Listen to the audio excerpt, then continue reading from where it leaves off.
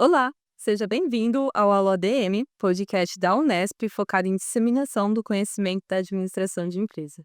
Eu sou a Renata Mendes, entrevistadora, e no episódio de hoje vamos falar sobre um tema muito interessante: legado, liderança e futuro. Desafios e inovações das empresas familiares. Então, aumente o volume, pega um café e vem com a gente porque está começando mais um episódio.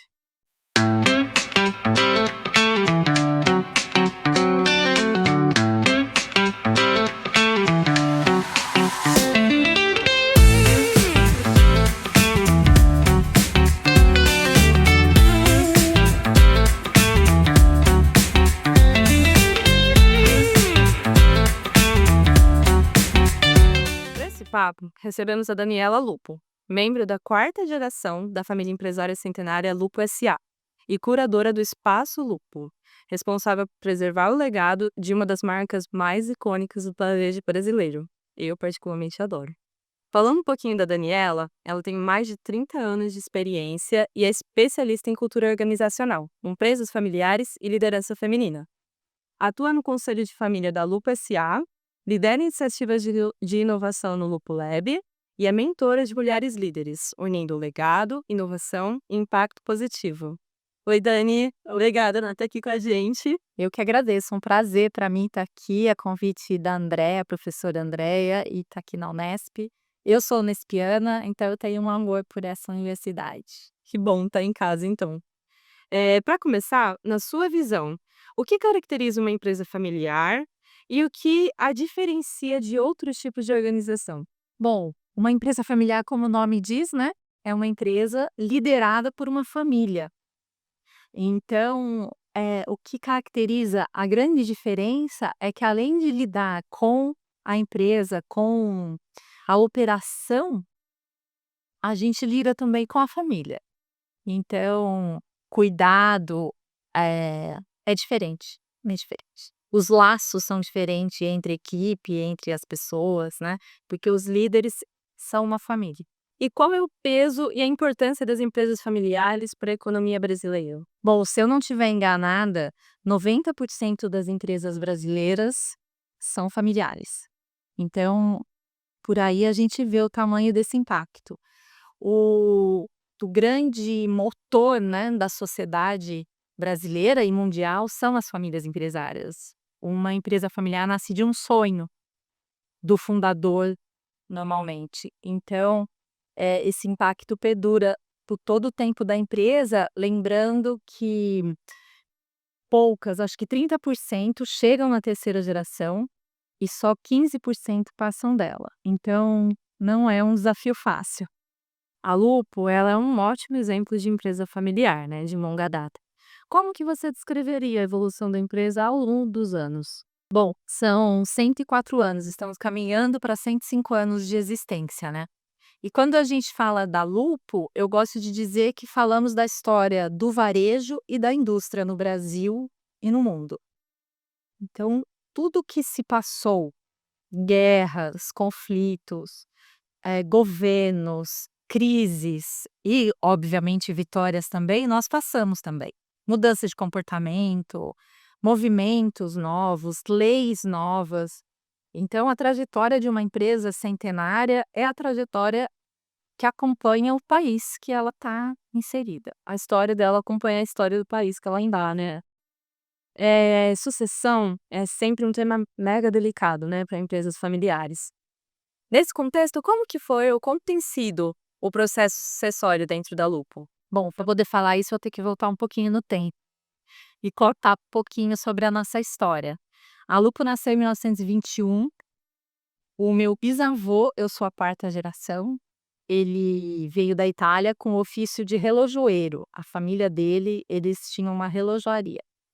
Quando ele já estava ali com uns 7 filhos, mais ou menos, 8 filhos, ele teve 10, ele mandou os filhos mais velhos irem até o Google da época, que era o porto, onde tudo acontecia, porque uma relojoaria já não ia naquela época você trabalhava no ofício dos seus pais.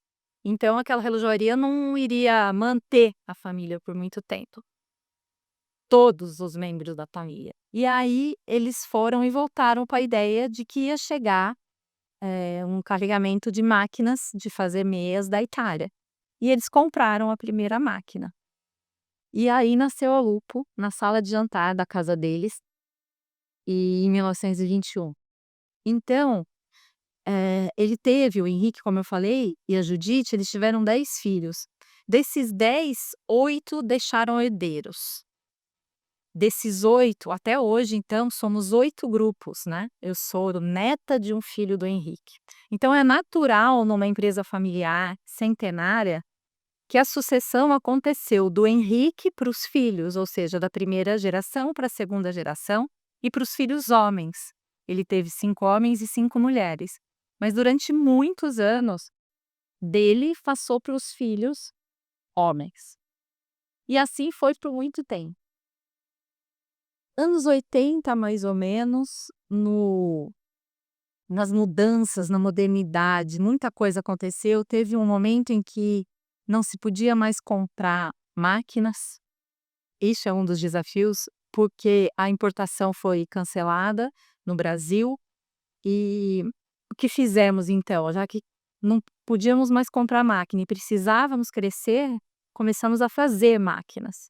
Então, isso faz parte do que você me perguntou, né, dessa história de como que uma empresa dura tanto tempo e como que ela dialoga com o momento do país e o momento histórico.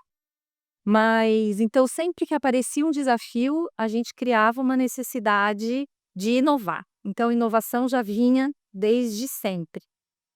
Mas voltando na sucessão, só para contextualizar, foi natural passar do Henrique para os filhos, e o Elvio foi o que viveu mais tempo e ficou a presidente da UPA por muito tempo, mas por volta dos anos 80, muitas crises, muita coisa acontecendo, a modernidade chegando para a época, computadores, a UPA perdeu um pouco o time. E a gente chamou um diretor, né, o Elvio, o tio Elvio querido continuou lá, mas, com uma figura mais, de conselheiro, dando um suporte, mas veio uma administração profissional de fora, veio um profissional do mercado. E foi muito frustrante para a gente, essa primeira sucessão fora da família, que aconteceu lá atrás. E desgastou-se não só as relações ali na empresa, mas a empresa passou por grandes dificuldades financeiras. E aí, num momento de crise grande, eu lembro que a minha mãe, que é neta do Henrique, estava muito triste, ela falava: "A Lupo está acabando, a Lupo está acabando". E nesse momento seria natural que, como não estava dando certo com o profissional do mercado, seria natural um dos filhos da primeira geração, né, ou seja, desculpa, um dos filhos da segunda geração, quer dizer, os netos do Henrique, da geração da minha mãe, os homens assumirem. Mas aconteceu uma coisa muito curiosa e inusitada para aquela época, final dos anos 80, começo dos anos 90. A Liliana Alfiero, neta também do Henrique, filha da Henriqueta, uma das irmãs do meu avô, pediu uma oportunidade. Ela falou: "Me dei 1 ano", porque a gente já estava em maus lençóis, a Lupo provavelmente ia ser entregue, e ela falou que é preciso de 1 ano, me deem 1 ano. E aí foi dada essa oportunidade para ela, e esse 1 ano está durando até hoje. Faz mais de 30 anos, ela tem 80 anos, está na presidência, à frente da empresa, deu a volta por cima. E estamos onde estamos graças a uma liderança feminina, numa sucessão, pós uma sucessão profissional, voltou para a família, né, a liderança da empresa, e nesse caso por uma mulher. Que legal, muito bom.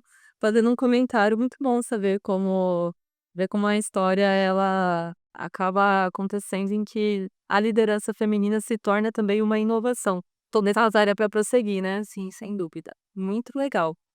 E já que você mencionou sobre liderança feminina, você ocupa uma posição de liderança feminina em uma empresa familiar. Quais foram os principais desafios que você enfrentou por ser mulher nesse ambiente? Olha, no meu caso, as coisas foram acontecendo naturalmente. Eu trabalho com cultura organizacional, como você contou, com liderança. E eu, há uns 2, 3 anos atrás, eu comecei a contar profissionalmente a história da Lu, né, voltando, né, essa história que é a história do Brasil, é a história da indústria, é a história do varejo, né. A Lupo tem 35.000 pontos de venda, é muita coisa, né, no Brasil, mais de 5.000 municípios vendem Lupo.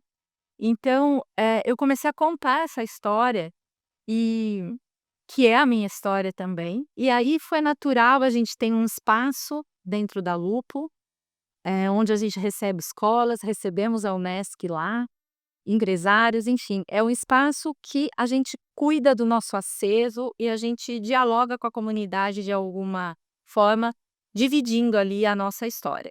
E aí, com essas palestras, eu acabei sendo convidada para fazer a curadoria desse espaço. Então, para mim foi natural, eu não vi nenhum obstáculo. Mas eu lido com muitas mulheres que sofrem muito em empresas familiares para ter voz, para serem respeitadas, né, em vários setores, seja industrial, seja no agro, seja no varejo de supermercados. Eu vejo também, tenho clientes aqui desse lado, e vejo que não é fácil. E também atuo no conselho de família, estou no conselho de família há 20 anos. A gente estruturou esse conselho, a gente se reúne há mais de 20 anos, estruturamos o conselho de família com estatuto e tudo mais há mais ou menos 10 anos, que é o conselho que cuida das relações entre a família e a empresa, e da comunicação entre a família e a empresa, que qualquer empresa, eu acho que o grande tesouro, além da cultura, é a comunicação.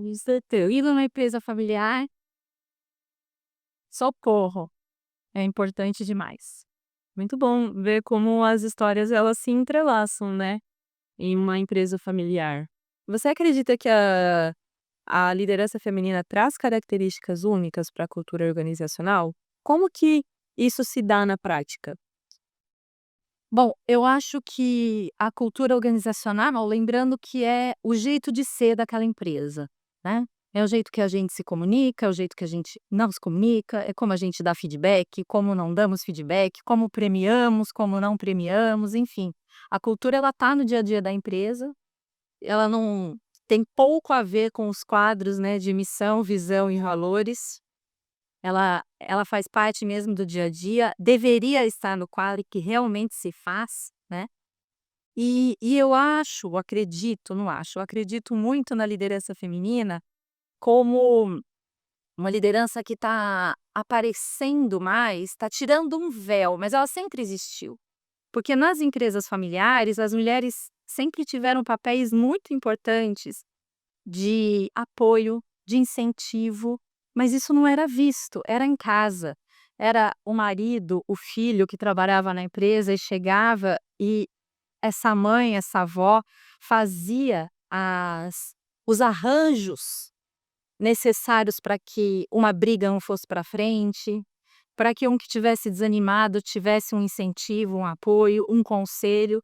Então, o que eu acredito nessa capacidade, quando a mulher usa esse lado do apoio, do incentivo, do "vamos em frente", eu acho as líderes femininas são muito, otimistas, eu acredito muito nisso, e põe a mão na massa, porque a mulher faz 1000 coisas ao mesmo tempo. Então eu acho que está se desvelando essas características que a mulher já exercia, mas sem aparecer. Então eu acho que elas sempre estiveram aí e são fundamentais para qualquer empresa, precisa desse equilíbrio. Muito bom. Bom, você que está ouvindo a gente, já deu para perceber que a Lupo, ela tem essa característica de sempre olhar para o futuro, né? Desde quando você contou que começou com uma relojaria, isso. E aí foi preciso ir até o porto, ir até um lugar em que tivessem essas informações disponíveis para poder olhar para o futuro. E se a gente está falando de uma empresa familiar, a gente está falando de histórias entrelaçadas, como você acabou de me falar, de como chegamos a esse ponto de lideranças femininas, né? Desde, como chama a moça que pediu A Liliana. a Liviana, desde o momento em que a Liviana pediu essa oportunidade Sim. para poder entrar como uma líder na Lupo. Pensando nisso, uma coisa que chama muita atenção no seu trabalho é é a atuação com futurismo. E acho que talvez eu compartilhe dessa curiosidade, quando eu ouvi futurismo como administradora, eu falei: "Opa, conceito novo, tem uma coisinha nova aí pra gente aprender". Pra quem nos ouve, o que é o futurismo e por que ele é tão importante para a gestão atual? Bom, o futurismo, vamos falar assim, os futuristas, né, quero trazer 2 conceitos. O futurista, ele estuda, ele não prevê, né, ele entende a sociedade como ela está, para entender para onde ela está indo. E ele usa várias ferramentas, uma delas que eu estudo há mais de 10 anos, que é o Cool Hunter, né, ao pé da letra seria caçador de coisas legais, mas o que que é isso, na verdade? É uma ferramenta que olha para o comportamento da sociedade para entender como que ela gera desejo de consumo. Vou explicar melhor. A gente vamos pensar numa indústria automobilística. De repente começa a ter uma cor nova de carro que você nunca viu e você começa a ver.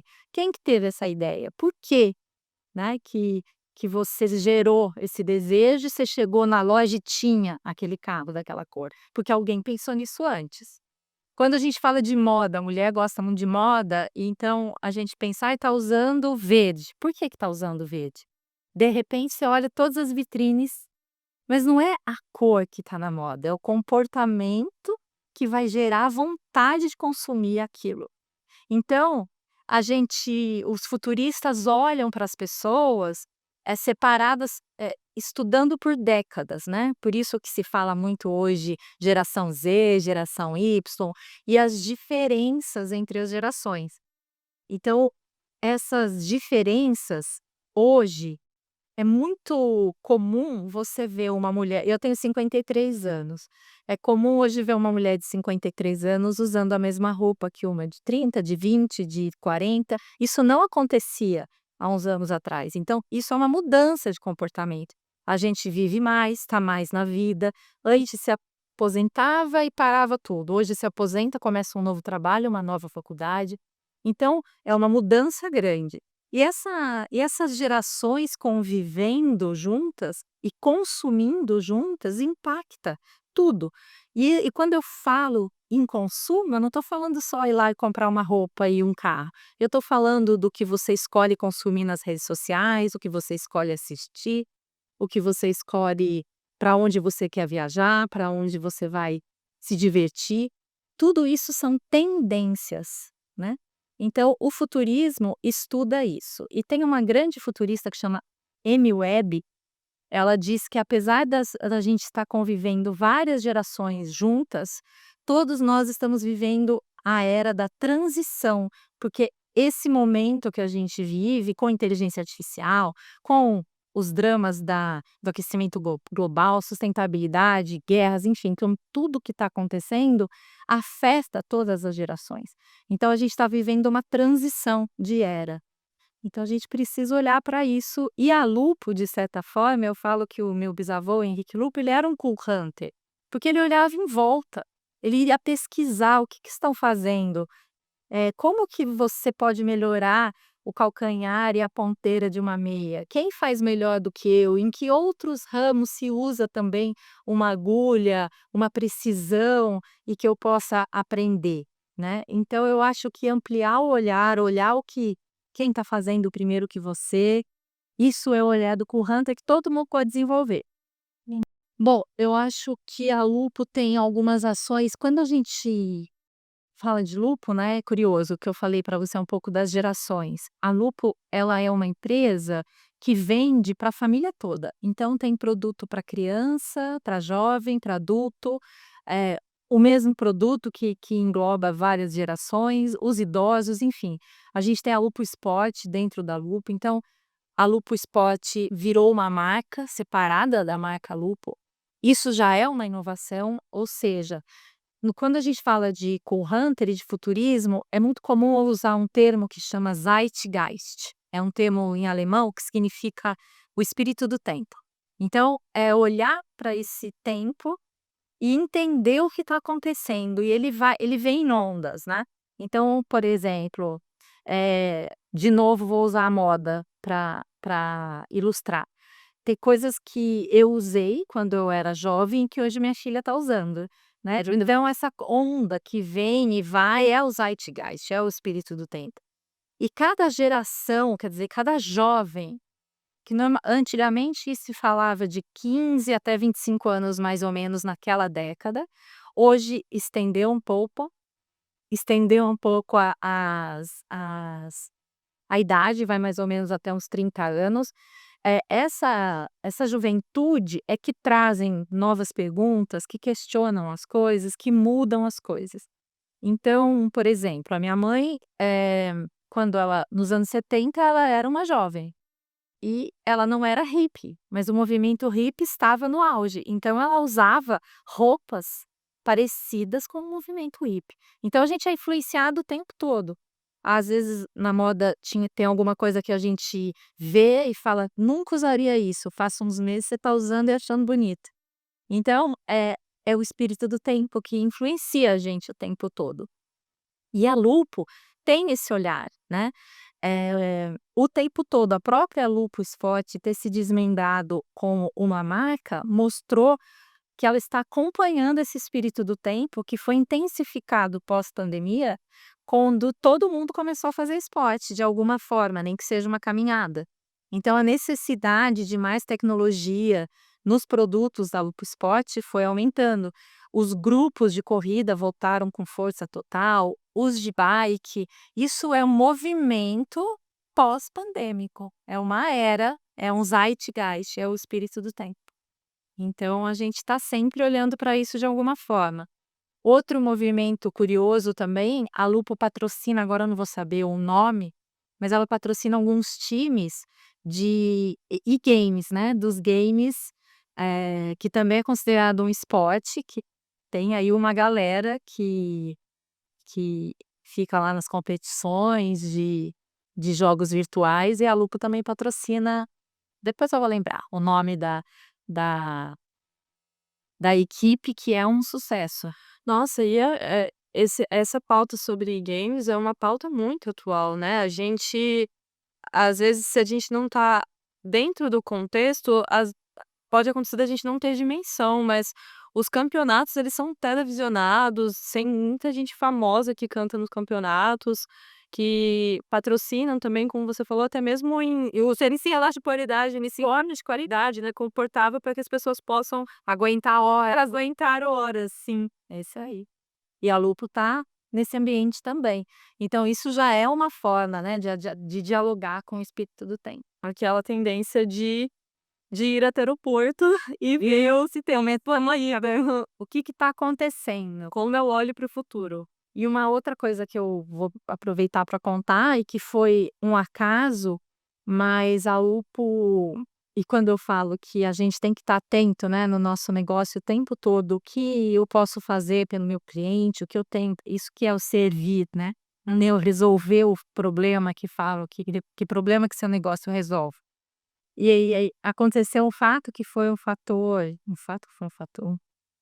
aconteceu uma coisa que foi muito relevante para a Lupo na pandemia, que foi fazer as máscaras, né. A gente começou por acaso, por uma necessidade da Santa Casa de Araraquara.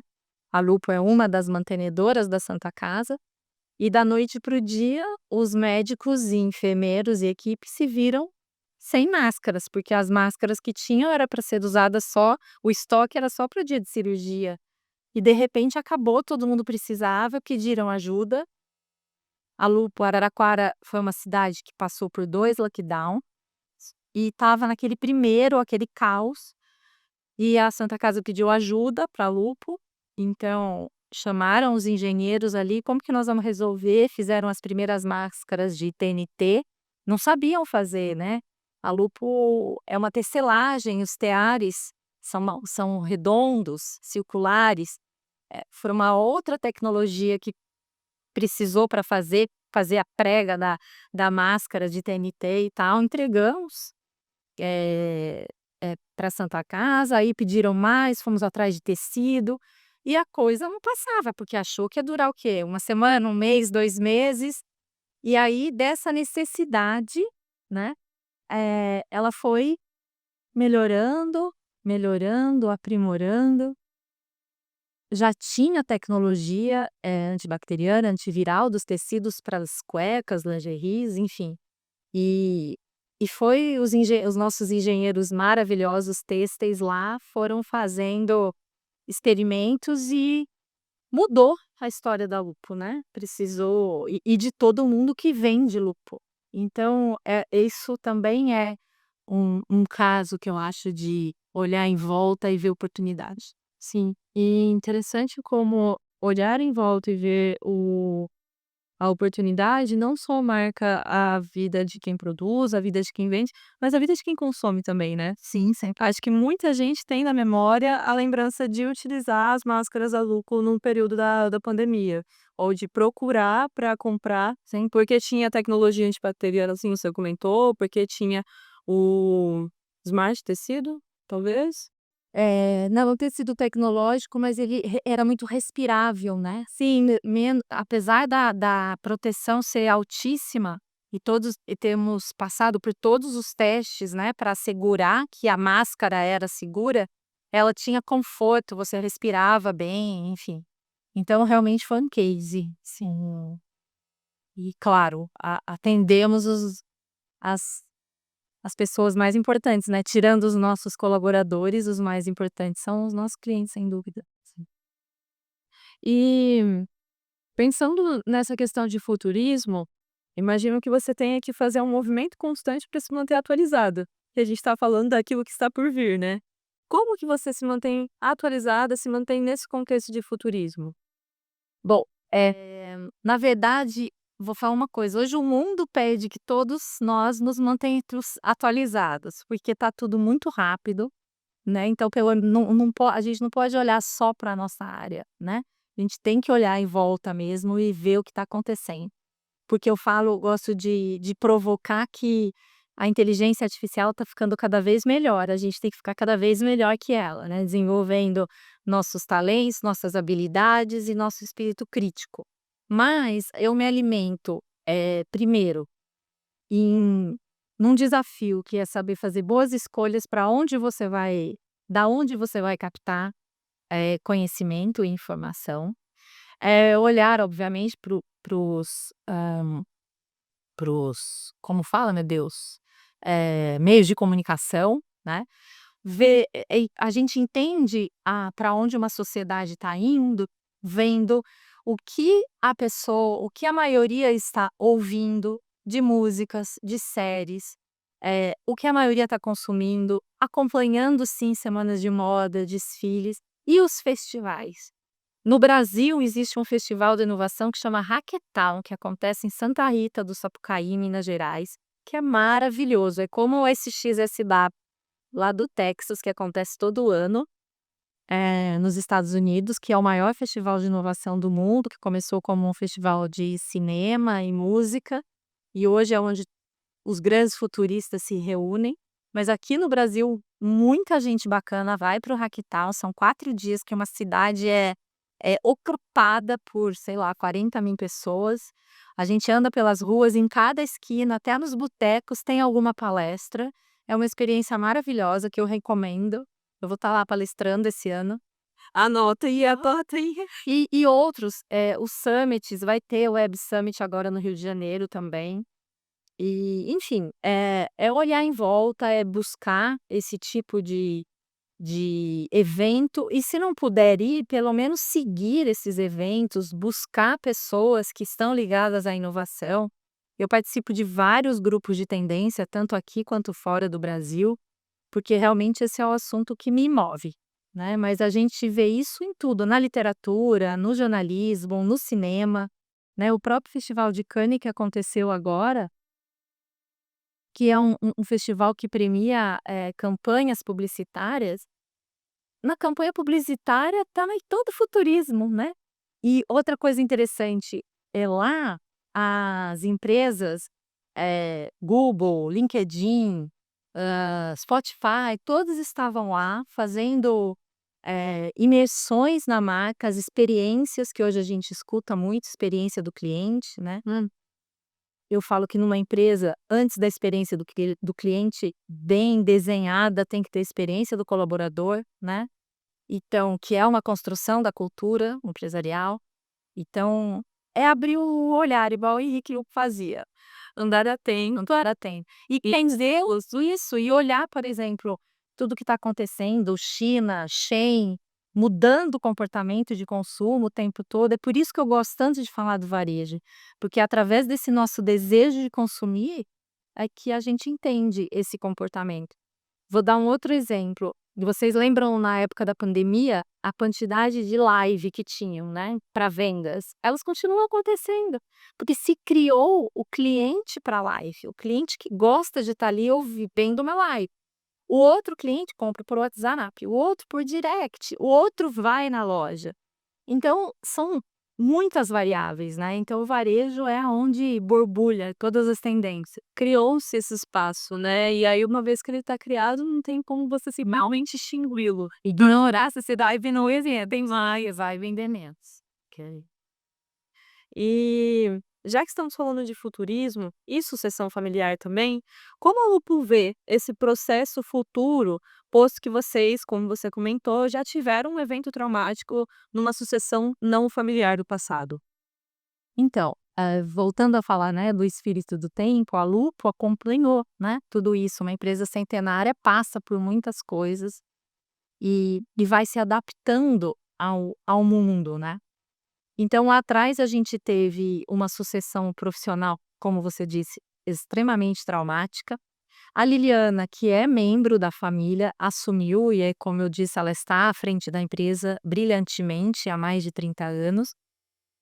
Só que quando ela entrou, foi decidido, né, que só ela ia trabalhar diretamente na empresa. Claro, somos um grupo de acionistas que temos um acordo de acionistas, onde a gente apoia a gestão dela, né, a gente se organiza dessa forma. Temos conselho de administração, que tem membros da terceira geração, da mesma geração dela, e membros externos também, independentes. Então, é uma sociedade robusta, organizada dessa forma, mas não tem outras pessoas da família à frente da empresa, trabalhando em cargos de diretoria e nem nada disso. Embora, obviamente, que temos vários talentos que foram cada um para o seu lado ali dentro das suas vidas fora da empresa. Então a sucessão, que a Liliana está encaminhando será profissional de novo, mas de um profissional de dentro da empresa que não é familiar, mas conhece a Lu como a palma da mão. E então a gente como família está muito tranquilo quando ele assumir a empresa. Agora eu vou fazer uma pergunta que eu estava no roteiro, mas a gente sabe que estamos falando com alguém, com um profissional de cultura organizacional, quando a pessoa coloca o funcionário como um cliente interno, como você comentou. Hum. E considerando que você acabou de falar que essa pessoa, esse sucessor será um funcionário, alguém que está lá dentro com vocês, como que se dá essa visão sabendo que é um cliente interno que vai assumir a sucessão da Lupo?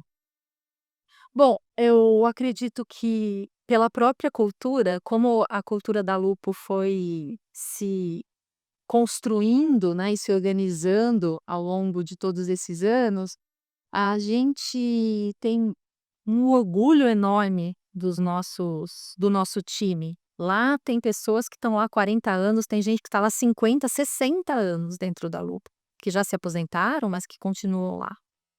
Então, isso é raro, hoje não é muito comum, né. Eu mesma passei por essas mudanças quando eu trabalhava no varejo, liderava equipes, de pegar um currículo que tivesse passado por várias empresas, isso era meio você questionava um pouco. Hoje é interessante, para você ver como muda e a gente precisa olhar para isso.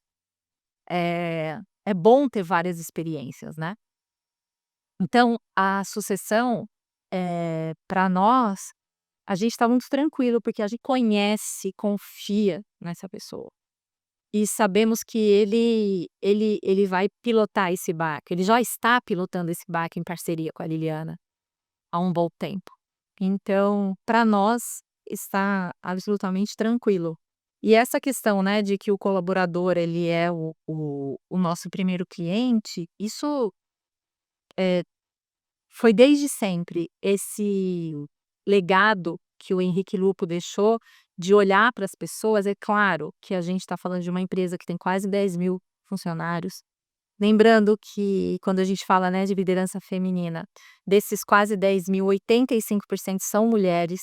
A nossa presidente é uma mulher, então isso, já diz muito sobre a cultura da empresa, mas volto a dizer, né, uma empresa com quase 10.000 pessoas, não é tudo como era há 100 anos atrás, mas a gente sabe que a Lupo é feita por essas pessoas. Hoje mesmo, lá no Espaço Lupo, eu recebi uma senhora, dona Irene, tá fazendo 91 anos, trabalhou na Lupo, hum, há 70 anos atrás, porque quando ela tinha 15 anos, ela trabalhou 10 anos na Lupo e pediu para o filho que ela queria ir lá ver a Lupo como estava.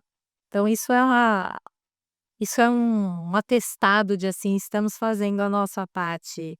Claro que erramos, mas acertamos mais, né. Que bom.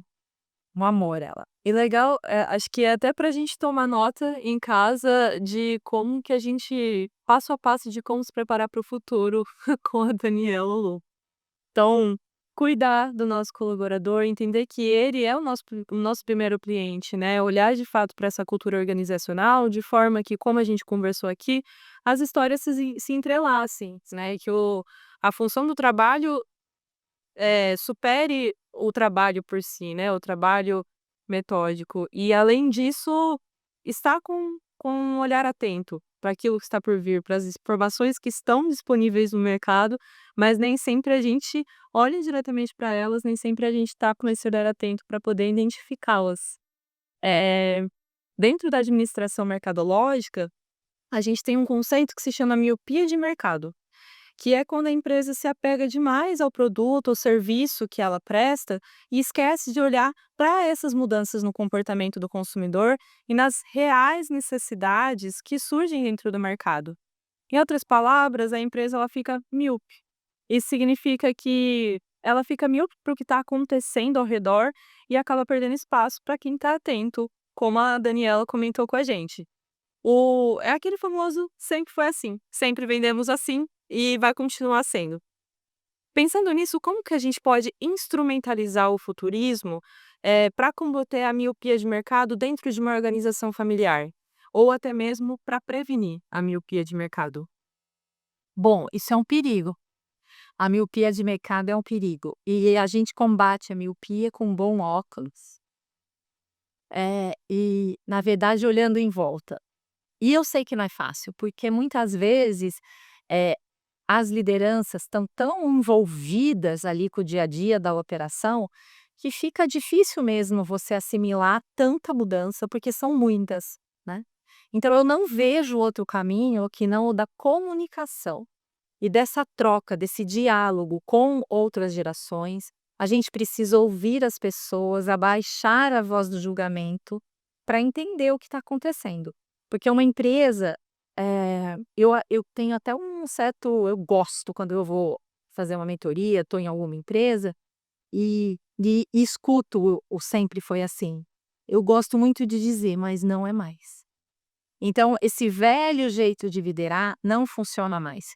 Ele está causando dores, ele está causando traumas, ele está causando atrito e, com certeza, está diminuindo o faturamento das empresas, porque é um alto turnover, um alto nível de insatisfação, né. Então, existe uma ferramenta que chama Feliciência, que é onde a gente estuda a felicidade no trabalho, que essa felicidade é uma sensação de bem-estar no que você faz, não é uma felicidade boba, mas é o teu propósito, o sentido de estar contribuindo pelaquela empresa, e as lideranças são responsáveis para que as pessoas se sintam daquele jeito, né. Então, olhar para isso, as empresas que têm esse clima, essa sensação de bem-estar na sua equipe, faturam mais. E então, quando a gente fala de receita, né, a liderança começa a repensar, porque esse jeito "eu mando e você obedece" não combina mais com o mundo como é hoje. E isso não significa bagunça, não significa não bater metas, não significa que os combinados vão ser, eh levados a sério, mas que uma troca melhor, um respeito maior, um diálogo, eu acredito muito nisso, o respeito, né, não é "faz porque eu tô mandando", não, e de ambos os lados. Sim, acho que é por aí. E muito legal você ter trazido esse termo, a feliciência, porque às vezes a gente tem a impressão de que é besteira se preocupar com o estudo não só da felicidade do funcionário, mas também no estudo das novas gerações. Sim. E a gente tem uma nova geração que cada vez mais atrela propósito com trabalho. Sem dúvida, né. Então trazer essa questão da feliciência, entendo que talvez também seja se preparar para o futuro, para se preparar para receber essas pessoas que vêm para o trabalho esperando propósito também, esperando uma motivação para prosseguir com a carreira, com a vida, entrelaçando as histórias novamente, né. Sim, é uma grande teia. É uma grande teia. E é uma forma muito legal de se pensar.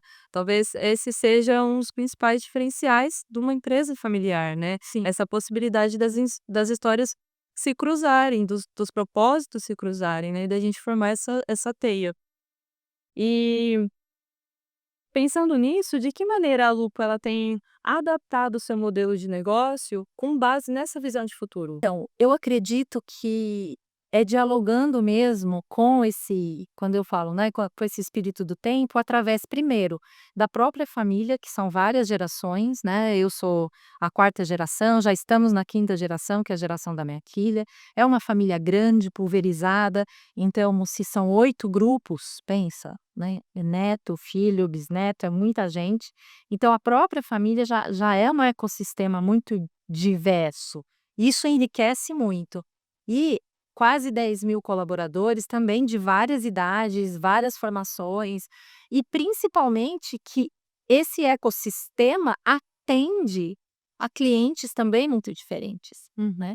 Então se a gente não olhar para isso, a gente não continua. E uma senhora, eu falo, uma senhora de 104 anos, ela só se mantém desejável e relevante se ela dialogar com esse espírito do tempo, né. Tanto com inovação, com um novo inovação não só no sentido tecnológico, de novos apps, de novas formas de facilitar essa venda, distribuição, franquias, o grande varejo, a própria, forma de trabalhar. Olha, em Araraquara a gente tem creche, né, tem restaurante dentro da fábrica para os funcionários. É um fluxo muito grande de pessoas, você tem que estar atento a essas mudanças e melhorar. Então eu acho que inovar é melhorar constantemente, né, tem que estar atento à sustentabilidade, aos resíduos, ao que faz com a água. Por exemplo, a gente lida muito, como eu falei, com fios, né, que a gente é uma tecelagem, parte de um fio para virar um produto. Então as sobras desses fios vão para outra fábrica parceira, que transforma num microplástico, que vai virar depois o cabide, que vai para as lojas pendurar a meia.